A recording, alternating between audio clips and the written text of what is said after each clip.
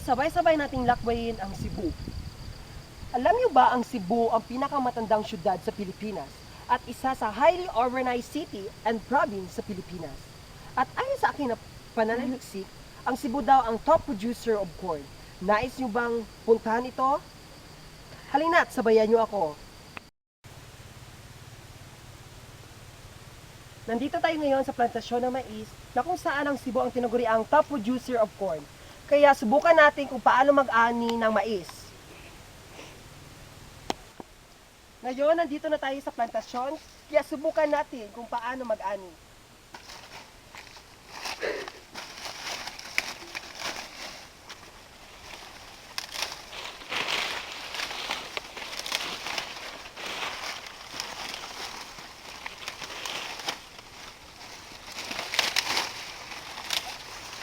Masaya palang umani ng mais.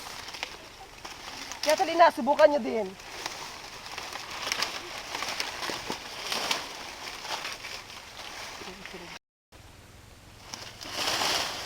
Nakakapagod at mahirap ang mag-ani ng isang mais. Pero magpasalamat tayo sa ating magsasaka dahil sa kanya meron tayong produktong gawa sa mais. Ito po si Pogent A. Estrella nagsasabing, Kanindot, Cebu City, it's more fun in the Philippines!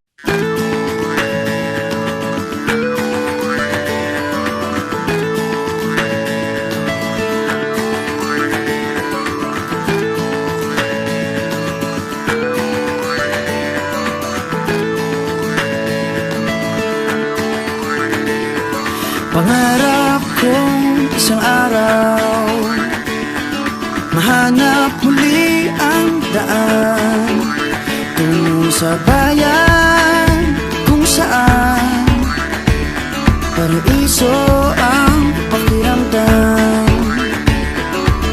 Ito na nga ang araw na yun, alam ko na kahit noon pagkasa'y di malayo dahil may ngiti sa iyong puso.